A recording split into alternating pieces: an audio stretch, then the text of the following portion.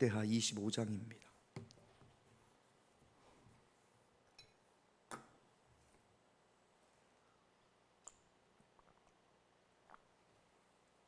역대하 25장 1절부터 13절까지 제가 한 절 여러분들이 한 절 그렇게 교동합니다. 아마샤가 왕위에 오를 때에 나이가 25세라 예루살렘에서 29년 동안 다스리니라. 그의 어머니의 이름은 여호앗단이요 예루살렘 사람이더라.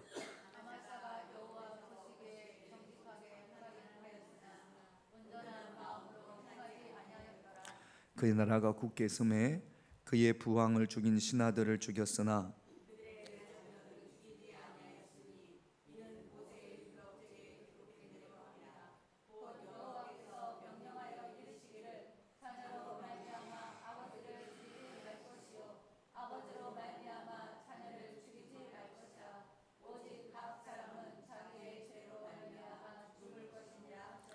아마샤가 유다 사람들을 모으고 그 여러 족속을 따라 천부장들과 백부장들을 세우되 유다와 베냐민을 함께 그리하고 20세 이상으로 계수하여 창과 방패를 잡고 능히 전장에 나갈 만한 자 30만 명을 얻고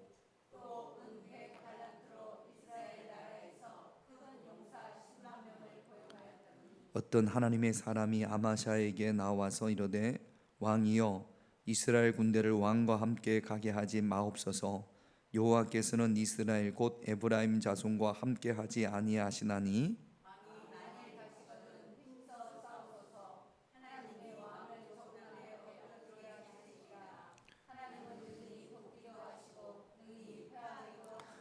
아마샤가 하나님의 사람에게 이르되 내가 100달란트를 이스라엘 군대에 주었으니 어찌할까? 하나님의 사람이 말하되 여호와께서 능히 이보다 많은 것을 왕에게 주실 수 있나이다 하니라.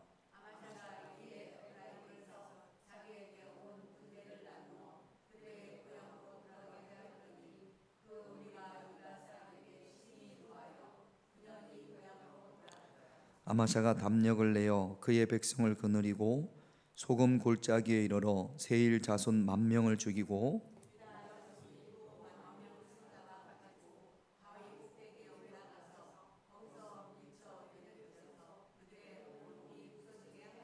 같이 있습니다.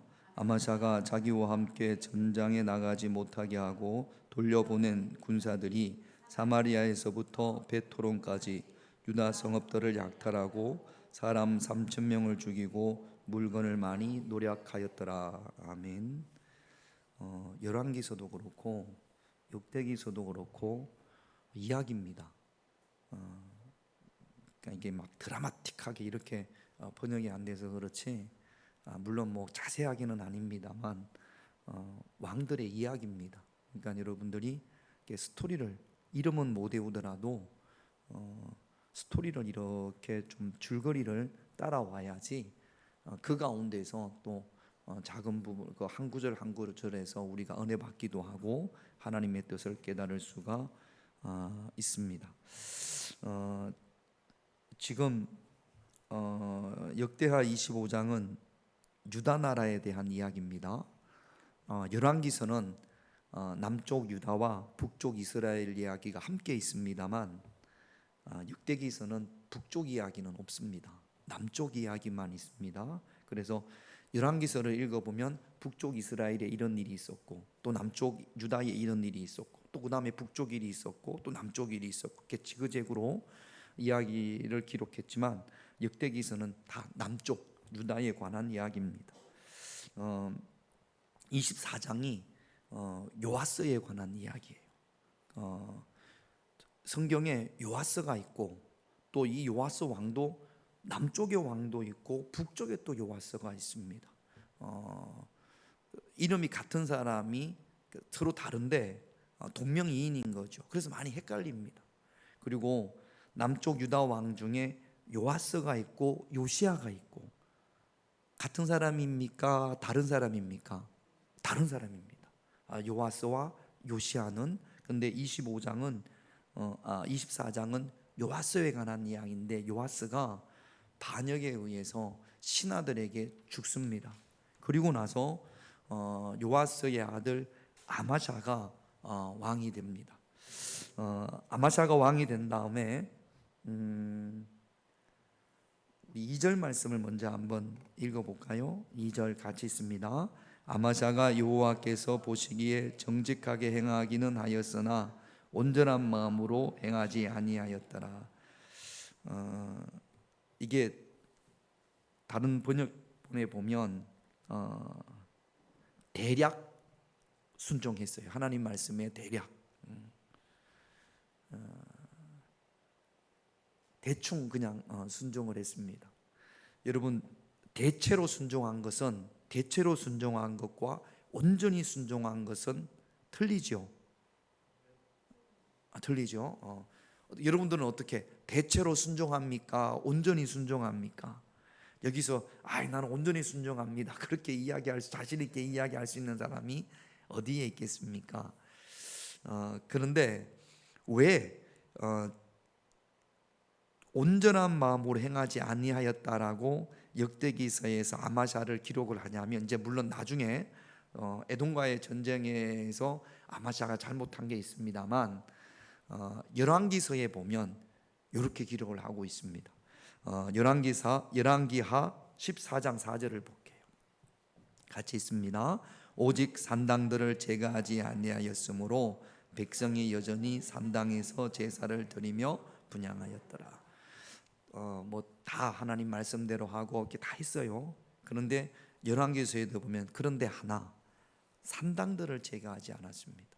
예루살렘 성전이 있고 각 지방마다 성전이 없을 때 만든 산당들, 이게 우상 숭배에 비슷하게 되어지는 겁니다. 그러니까 아마샤는 왕이잖아요. 왕은 힘이 있습니다. 나중에 이제 아마샤가 자기 왕권을 굳건히 한 다음에 굳건한 왕권을 가지고 자기 아버지를 죽였던 사람들의 죄를 묻습니다. 그런데 아마샤가 그런 왕권을 가지고 산당을 제거하지는 않아요. 산당을 제거한 왕들이 있습니다. 그러니까 역대기서는 이 아마샤가 순종하는 것 같은데, 그런데 온전히 순종하지 않았다, 온전한 마음으로 하나님 앞에 정직하게 행하지 아니하였다라는 것은 산당이 있고 백성들이 산당에서 우상을 숭배함에도 불구하고 그런 행위를 그냥 방치해 줬다라는 거죠. 이걸 요즘으로 이야기하면 죄가 됩니다. 직무유기라고 하죠. 직무유기. 왕으로서 고난이 있는데 잘못된 걸 보고 그냥 두는 거죠. 이런 부분을 보고 역대기서는 아마샤를 온전한 마음으로 행하지 아니했다, 순종은 했는데 대충 대략적으로 그렇게 순종했다, 이렇게 표현하는 겁니다. 여러분, 이건 우리도 마찬가지예요. 엄마로서의 어떤 권위가 있잖아요. 아이들이 어릴 때. 근데 이 아이들이 신앙생활을 잘못함에도 불구하고 그냥 방임하는 거, 방치하는 거. 나는 열심히 기도하고 나는 신앙생활을 열심히 하는데 자녀들이 우상을 숭배하고 또는 하나님께서 옳다고 말씀하시는 것과 다른 길을 가는 것을 지 인생 지가 사는 거지, 지가 알아서 하는 거지, 이렇게 하는 것은, 이거 어떻게 하는 거예요? 방임하는 거죠. 그런 사람들을 향해서 아마 역대기서는 그렇게, 여러분들이 그렇게 하면 그 사람은 대충 대략적으로 순종한 사람이었어, 이렇게 평가할 겁니다. 온전한 마음으로 행하지 아니하였다. 왕으로서의 어떤 권위가, 힘이 있어요. 그러면 산당을 없애고 그 다음에 백성들이 산당에서 우상 숭배하는 것을 금하고 그랬던 왕들이 있습니다. 근데 그럴 수 있는 힘이 있음에도 불구하고 아마샤는 그렇게 하지 아니했다라는 거죠. 내 힘이 미치지 못하는 곳은 어쩔 수가 없습니다. 그런데 아마샤는 그렇게 할 수 있단 말이죠. 왕이니까. 근데 그거를 안 했다라는 거죠. 방치하고 방임했다라는 겁니다. 본인은 열심히 우상을 숭배하지도 않고 열심히 기도하고 순종했는지는 모르지만 내가 하나님 앞에 순종할 수 있게끔 영향력을 끼칠 수 있는데 귀찮아서, 아니면 다른 정치적인 목적 때문에, 그래서 그냥 내버려 둔다면 그런 사람들을 향해서 하나님은 아마샤처럼, 저와 여러분들이 그렇게 신앙생활을 하고 있다면 아마샤처럼 온전한 마음으로 행하지 아니하였다, 그렇게 아마 평가되지 않을까 싶습니다. 그러므로 우리가 아마샤처럼, 이게 좋은 평가는 아니지 않습니까? 오늘 이 밤에 기도할 때 하나님, 내가 하나님 앞에 순종하되 대충 대략적으로 이런 순종이 아니라 온전한 마음으로 순종할 수 있는, 그러기 위해서 저와 여러분들이 해야 할 일이 무엇인지를 그동안 우리가 생각하지 않았다면 오늘 이 밤에 기도하면서 하나님의 뜻을 깨닫고 그 말씀에 순종할 수 있는 그런 저와 여러분들이 되시기를 바랍니다. 할렐루야. 제가 금요일도 말씀을 드리겠습니다만 요즘 제가 기도하려고 많이 노력을 합니다. 새벽에 요즘 제가 새벽에 1시간 반 정도 그렇게 기도하려고 하고, 저녁에도 내려와서 1시간 반 정도, 우리는 음악이 끊어지기 때문에 여기 지금 1시간 반 정도 됐구나 그렇게 알 수 있습니다. 그럼 하루 중에 하루에 몇 시간 기도하는 거예요? 3시간. 여러분 3시간 기도해 보셨습니까? 30분도 힘들죠? 근데 저는 몇 시간 기도한다고요? 3시간. 근데 이게 1시간 반, 새벽에 1시간 반, 저녁에 1시간 반 그렇잖아요. 3시간도, 한꺼번에 3시간도 가능할 것 같아요. 방법을 가르쳐 드릴게요. 제가 오늘도 우리 몇 분 만나서 또 말씀을 드렸습니다만, 제가 요즘에 새벽에 기도하면서 저녁에 기도하면서 느끼는 거 있고, 이번 주 말씀이 제가 은혜를 받아가지고 막 전하고 싶어가지고 금요일날 전해야 되는데, 주일날 전해야 되는데, 제가 은혜를 받아가지고 막 내 마음에 막 이야기 안 하려고 그랬는데 해야 될 것 같아가지고 주일 난 말씀이 빌립보 16장인데 바울이 귀신 들린 여인을 고쳐 줌으로 인하여서 감옥에 갇힙니다. 매를 많이 맞고 한밤중에 깨요. 한밤중에 깨서 바울과 실라가 뭐 했는지 아십니까? 찬송하고 기도했습니다. 뭐 찬송도 어떤 찬송 했을까요? 주일날 말씀을 드리겠습니다. 그런 찬송 했을 거예요. 기도 어떤 기도 했을까요? 여러분 같으면 매를 많이 맞고 감옥에 갇혔어요. 우리가 어떤 기도 할까요? 불련하게. 맞아요. 왜 아닌 것처럼 그래요? 하나님 풀어주세요. 막 억울하기도 하고, 막 내가 무슨 큰 죄를 지른 것도 아닌데 이렇게 두들겨 맞고 난 로마 시민권이 있는데 하나님 감옥문을 열어주세요. 뭐 그렇게 기도하지 않겠습니까? 그렇게 기도할 거예요. 근데 바울은 그렇게 기도하지 않은 것 같아. 왜냐하면 막 기도했을 때 지진이 일어나서 감옥문이 열리잖아요. 바울이 도망갔습니까? 안 도망갔습니까? 안 도망갔어요. 만약에 한경애 권사님 같았으면 하나님 열어주세요, 이 감옥문 열어주세요, 그래가지고 조금만 삐그덕 열면 으악 막, 이게 하나님의 뜻이잖아요. 기도했잖아요. 열어달라고 그랬을 텐데 바울은 그렇게 기도하지 않은 것 같아요. 바울은 이곳에도 하나님의 임재하심이, 그리고 이 빌립보에 예수 그리스도의 복음이 전거되어지기를 그렇게 기도했을 겁니다. 제가 오늘 새벽에 기도하면서 또 찬양이 이번 주 찬양이 우리 유가영 집사님이 보내준 찬양이 첫 번째 찬양이 주품에, 이 찬양이란 말이죠. 새벽에도 제가 이 찬양을 하면서 요한복음 16장에 보면 예수님이, 주님이 사랑하는 제자가 예수님의 품에 있습니다. 그 이야기가 나와요. 예수님의 품에서 예수님이 너희 중에 하나가 나를 팔리라 그랬더니 베드로가 그 예수님의 품에 안긴 그 제자, 암묵적으로 사도 요한이라 그렇게 알려져 있습니다. 베드로가 이렇게 이게 뭔 뜻이에요? 이렇게 뭔 뜻이에요? 물어보라고 누군지. 성경에 그렇게 돼 있어요. 눈짓합니다. 이렇게 베드로가. 그러니까 이제 가까이 있으니까, 그 유대인들은 식사가 이렇게 비스듬히 누워서 먹거든요. 옛날 우리가 양반 같으면 큰일 나는데 그분들은 전통이 또 그래요. 그러니까 그 곁에 품에 있었던 모양입니다. 이 베드로가 이렇게 하니까 주님의 품에 안겼던 그 제자가 누군지 물어봅니다. 여러분, 아이들이 어린이집에 갔다가 이렇게 엄마 품에, 엄마 무릎에 앉아서 위연이나 은우 같은 곧돌이 애들이 엄마 무릎에 앉아서 이렇게 누워서 주로 엄마한테 어떤 이야기 할까요? 엄마 오늘 학교에서 선생님이 나 칭찬했다. 또는 나 억울하지, 나 숙제를 잘 해갔는데 숙제 간 거를 안 가져가 가지고 선생님한테 혼났다. 누가 나를 괴롭혔다. 누구하고 재밌게 했다. 오늘 급식 시간에 맛있는 게 나왔다. 이런 이야기 할까요, 안 할까요? 해요. 그리고 또 하다가 이야기하다가 또 꾸벅꾸벅 졸 때가 있어요, 없어요? 있어요. 저는 주 품에서 하는 기도가 그렇다고 생각이 됩니다. 물론 어떤 간절한 소망이 있을 때, 위급할 때는요, 그게 안 되죠. 품에 앉을 수 없죠. 막 기도하겠습니다만 우리가 늘 그렇지는 않잖아요. 평상시에 우리 기도가 주 품에서 기도해요. 캄캄하고 어두운 그 감옥에서도 바울은 주 품에 있었던 거죠. 기도했을 때. 거친 파도가 밀려올 때도 그곳에서도 우리는 주 품에서 하나님 앞에, 예수님 앞에 기도해야 될 줄로 믿습니다. 그러니까 여러분, 별 이야기를 다 할 수 있어요. 기도하면서 이런 이야기 저런 이야기, 이런 이야기 저런 이야기. 언젠가 말씀을 드렸죠. 제가 목장 예배 갔더니 한 여자 권사님이 그런 이야기 말씀하시더라고. 대장금을 너무 열심히 봐가지고 보다가 이제 새벽 기도를 왔는데 자기도 깜짝 놀랐다니. 새벽 기도하다가 비몽사몽간에 자기가 어떤 기도를 하냐면, 하나님 장금이 좀 살려주세요. 장금이 좀. 그래서 자기도 깜짝 놀랐다. 오케이, 그것도 오케이, 그것도 오케이.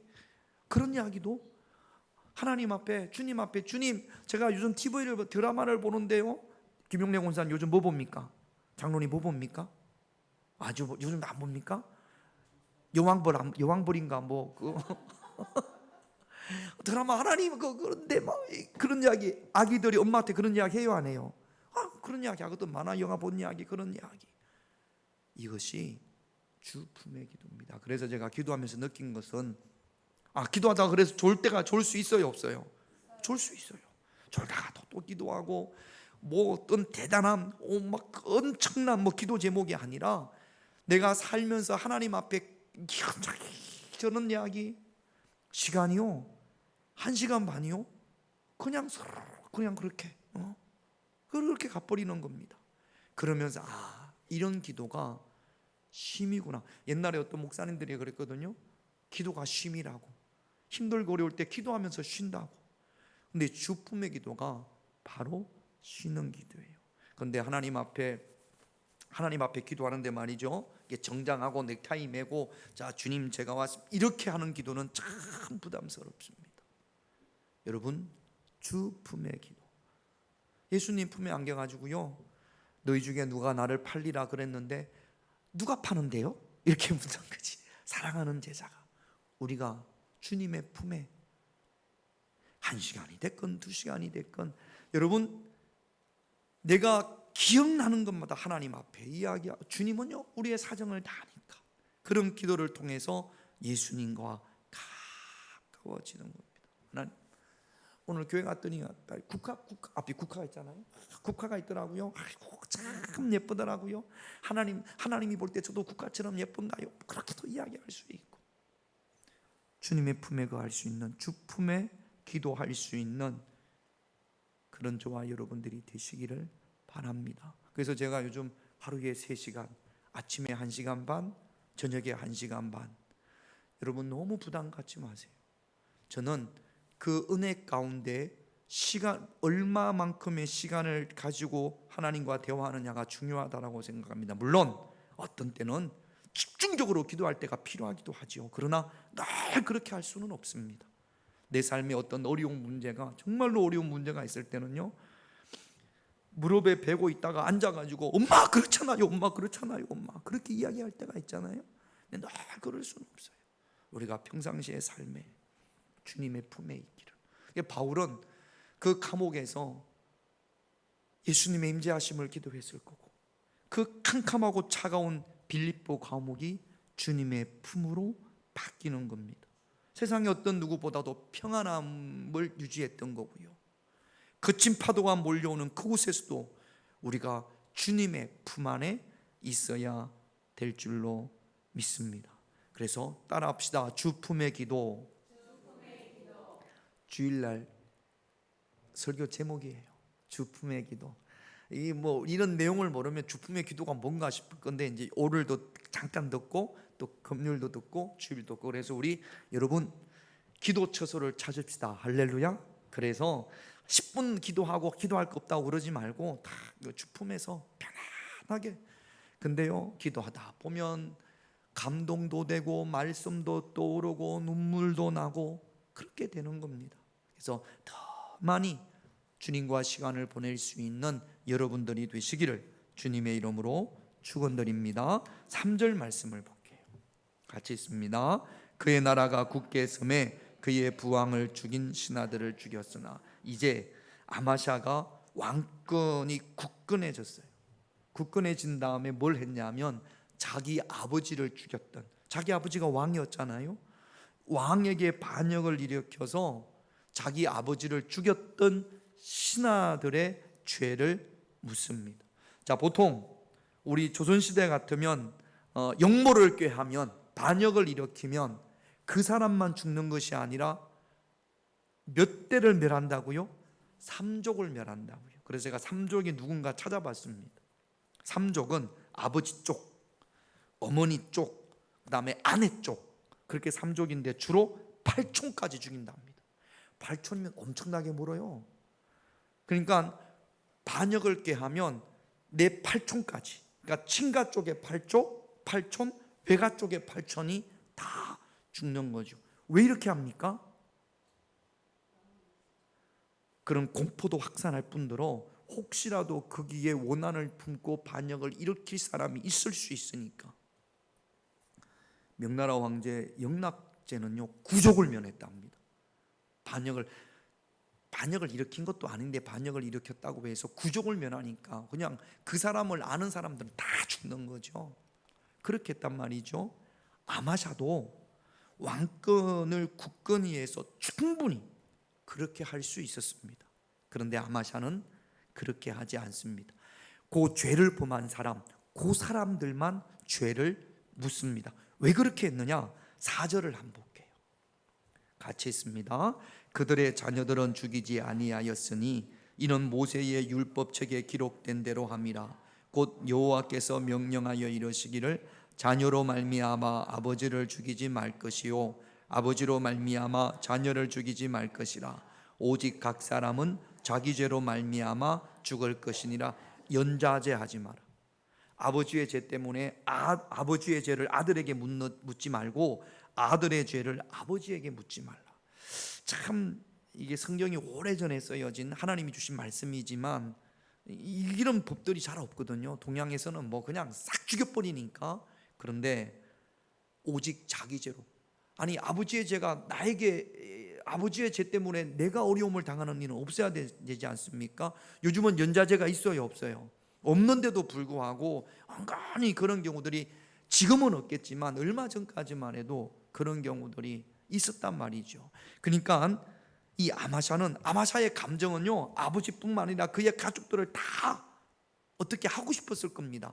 이제 자기 아버지가 그렇게 죽었으니까. 그런데 아마샤가 그들의 죄를 물으면서 자기의 감정대로 하지 않고 어디에 다스림을 받아요? 하나님의 말씀의 다스림을 받습니다. 하나님의 법대로, 자기 마음대로 하지 않고. 요 이야기가 아버지의 죄로 아들이 죽으면 안 된다라는 이야기가 신명기서 24장 16절에 있습니다. 같이 있습니다. 아버지는 그 자식들로 말미암아 죽임을 당하지 아니할 것이요 자식들은 그 아버지로 말미암아 죽임을 당하지 않을 것이니 각 사람은 자기 죄로 말미암아 죽임을 당할 것이니라. 힘이 있음에도 불구하고 그 자녀들에게는 죄를 묻지 않습니다. 아마샤는 순종했습니다. 복수하는 마음, 그 감정이 앞설 수 있죠. 충분히 그런 권력이, 힘이 있으니까. 그럼에도 불구하고 자기의 감정을 내려놓고 자기의 마음을 내려놓고 온전히 하나님의 말씀에 순종한 것을, 하나님의 말씀에 다스림을 받은 것을 볼 수가 있습니다. 이것은 우리도 마찬가지. 신앙생활을 오래 오신 분들 가운데에서도 말씀의 감정을 다스림을 받지 못하는 분들이 종종 있습니다. 그래서 하지 말아야 될 말을 한다거나, 하지 말아야 될 말을 언제 합니까? 주로 화가 났을 때. 또는 내가 힘이 있을 때, 그때 감정이 다스림을 받지 못해서, 이 감정이 말로 표현되지 않습니까? 아마샤는 자기의 감정을, 자기의 마음을 온전히 하나님 말씀에 다스림을 받았단 말이죠. 저와 여러분들도 이 마음 안에 있는 감정 또는 내가 하는 말, 행동도 마찬가지입니다. 말씀의 다스림을 받을 수 있는 그런 저와 여러분들이 되셔야 될 줄로 믿습니다. 오늘 이 밤에 기도하면서 하나님, 내가 말씀의 다스림을 받지 못하는 것이 어떤 것이 있습니까? 다른 감정은 되는데 이 감정은 말씀의 다스림을 잘 받지 못해요. 하나님, 이 감정까지 하나님의 말씀에 다스림을 받게 하옵소서. 내가 다 다스림을 받는데 내가 어떤 상황에서 나도 모르게 그런 말들이 툭툭 튀어나온단 말이죠. 아직도 다스림을 받지 못하는 거거든요. 하나님, 그 말도 내 입이 온전히 하나님 말씀에 다스림을 받게 하옵소서. 알아야 됩니다. 알아야 하나님의 말씀으로 변화되고 고쳐질 수 있는 거예요. 모르면 아예 고쳐질 생각도 안 하는 겁니다. 알고 듣고 깨닫고 하나님 앞에 도우심을 구함으로 말미암아 온전히 말씀의 다스림을 받을 수 있는 그런 저와 여러분들이 되시기를 주님의 이름으로 축원드립니다. 이제 아마샤가 왕이 된 다음에 남쪽에, 그 유다 남쪽에 에돔이라는 족속들이 살고 나라가 살고 있었는데, 이 유다와 에돔이 전쟁을 하게 됩니다. 요즘도 러시아 우크라이나 전쟁하고 이스라엘 팔레스타인은 이제 끝난다고 하는데 어떤지 모르겠습니다만, 그런데 군사들을 모았습니다. 전쟁을 하기 위해서 군사들을 모았더니 30만 명이에요. 30만 명 가지고는 에돔을 압도적으로, 군사력이 압도적이지 못한 것 같아요. 아마샤가 생각할 때 우리나라하고 북한하고 전쟁을 하면 우리나라가 압도적입니까? 북한에 뭐가 있어요? 핵이 있어요. 핵. 우리나라 핵이 없잖아요. 다른 거는 모르겠는데 그것 때문에 압도적이지는 않습니다. 이게 전쟁은 압도적이어야 되는 거거든요. 근데 가만히 생각을 해보니까 30만 명 가지고는 안 될 것 같아요. 이게 모자라. 근데 20세 이상은 다 모았단 말이죠. 다 모았는데도 30만 명밖에 안 되니까, 그러니까 우리 유한호 장로님 같은 분들 군대 가면 갈 수 있어요, 없어요 지금? 네? 안 되니까. 지금 여기서 보니까 군대 갈 사람이 나밖에 없네. 보니까 참여할 사람이 우리 김호 장로님도 안 될 거가, 저도 안 되려나 안 되려나 모르겠네. 아니 그러니까 이게 안 되는 거죠. 아마샤가 볼 때 이거 가지고는 안 될 텐데 그렇다고 김용래 군사님을 데리고 갈 수도 없잖아요. 그래서 군사력이 없으면 어떻게 해야 됩니까? 그래서 용병이라고 하죠. 돈 주고 데리고 오는 사람. 그래도 우리 옛날 어른들 우리 일가 아이가 하는 것처럼, 일가가 뭐예요? 친척, 그런 것처럼 북쪽 이스라엘에다가 좀 내 돈을 줄 테니까 사람을 좀 보내달라, 그렇게 이야기했던 모양입니다. 6절을 볼게요. 같이 있습니다.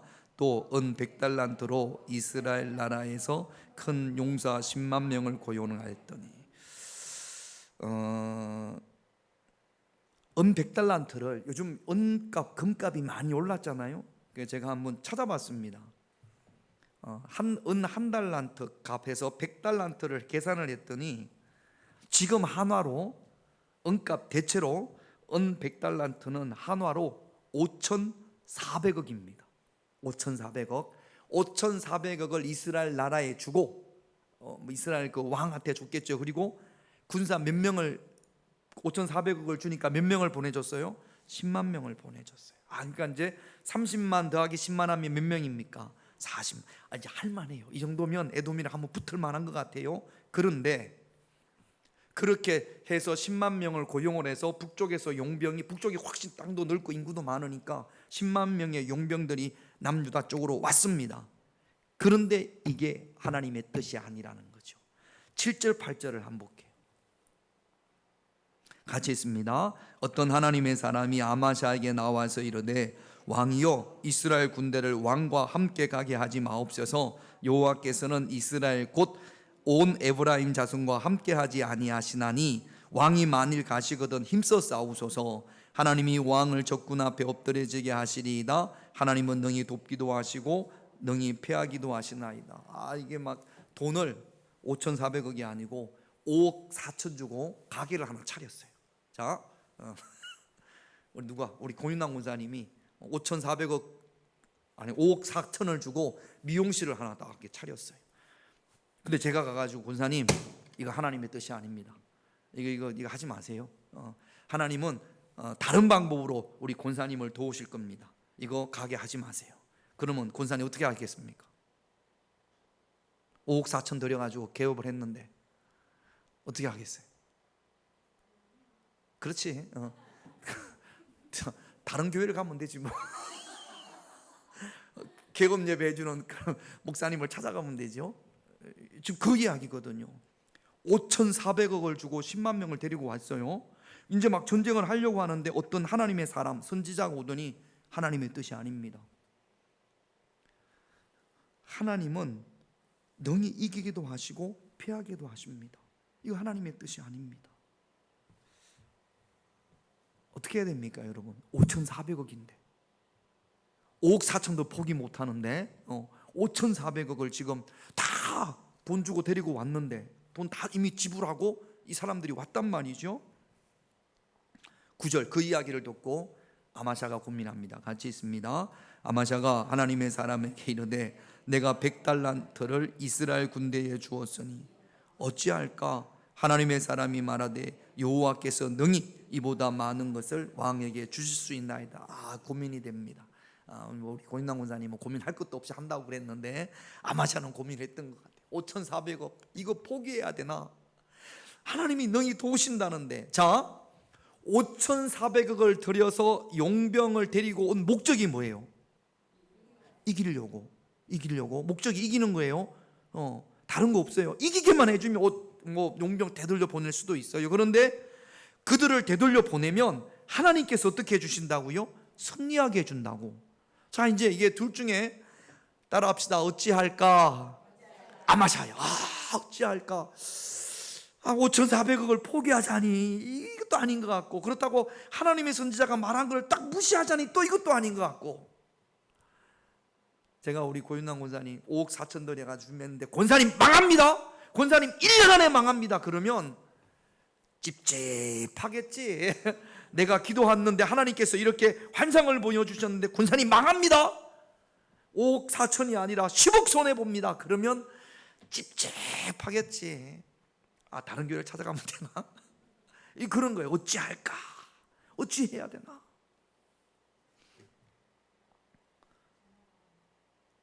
어찌할까 하니까 전화가 왔어요. 신경 쓰지 마세요. 저보세요. 자, 그러다가 드디어 아마샤가 결론을 냅니다. 10절을 볼게요. 같이 있습니다. 아마샤가 이에 에브라임에서 자기에게로 온 군대를 나누어 그들의 고향으로 돌아가게 하였더니 그 무리가 유다 사람에게 심히 노하여 분연히 고향으로 하나님을 택합니다. 하나님의 도우심을 택합니다. 은 100달란트 5,400억을 줄이고 데리고 온 용병의 도움보다 하나님의 도우심을 아마샤가 택합니다. 그래서 그 용병들에게 5,400억 내가 손해 본다. 그리고는 용병 보고 북이스라엘에서 내려온 돈 주고 사온 그 용병들 보고 돌아가라 그랬습니다. 여러분, 전쟁하러 왔다가 돌아가라 그러면 좋아요 안 좋아요? 너무 좋지. 북이스라엘 사람들은 전쟁하러 왔다가 돌아가라고 하면 와 그러죠. 근데 좋아합니까 안 좋아합니까? 안 좋아합니다. 분연히 심히 노하여. 분연히 이럴 수가 있어요. 이것들이 왜 이렇게 노할까요?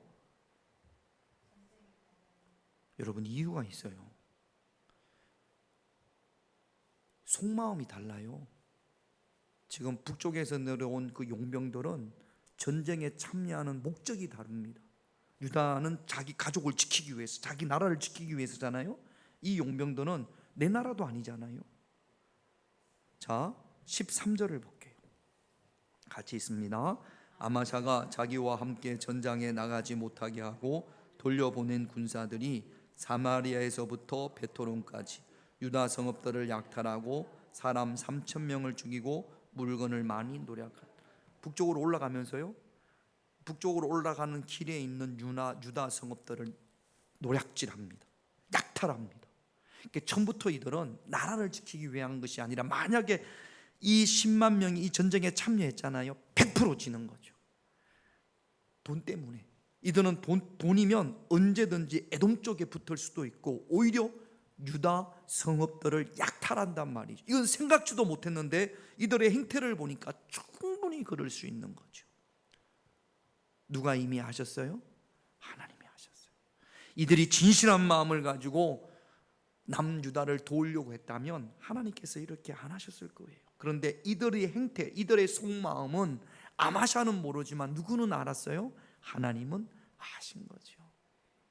아마 이들이 참석을 했으면, 전쟁에 참여했으면 100% 유다가 에돔에게 졌을 겁니다. 아니, 이들에 의해서 유다가 이스라엘 나라가 될 수도 있죠. 유다 성읍들을 다 점령을 해가지고 이 전쟁을 통해서 아마 이스라엘 왕이 그런 명령을 내릴 수도 있었을 겁니다.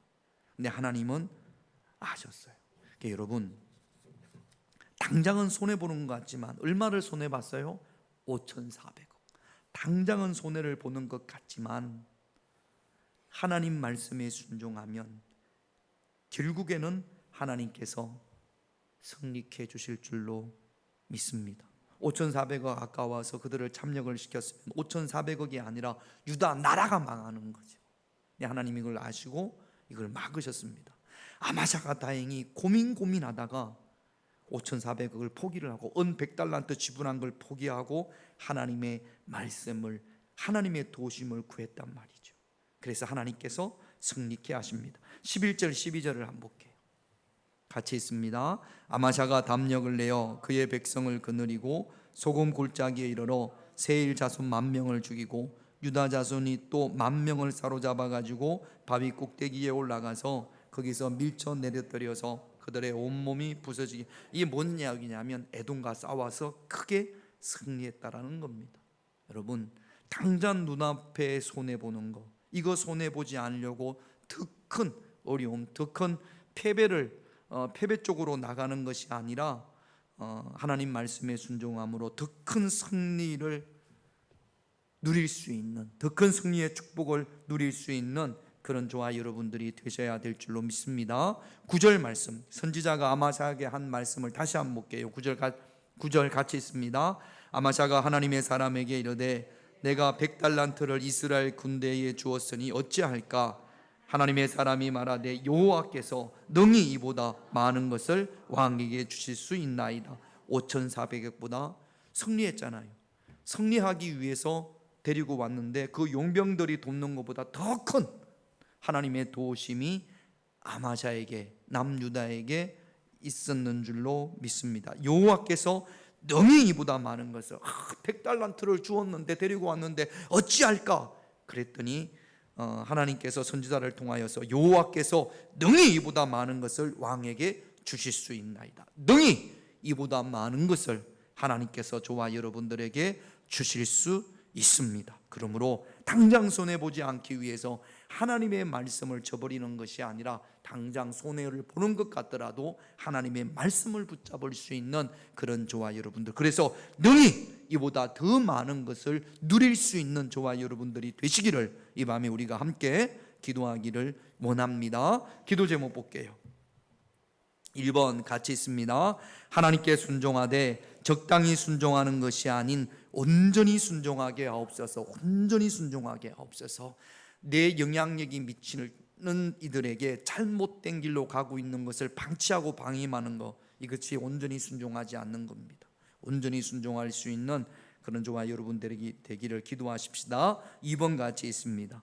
내 마음의 감정과 입에서 나오는 말이 말씀의 다스림을 받게 하옵소서. 그 말씀의 다스림을 받을 수 있도록 내 마음의 감정과 내가 하는 말이 말씀의 다스림을 받을 수 있도록 기도하십시다. 3번 같이 있습니다.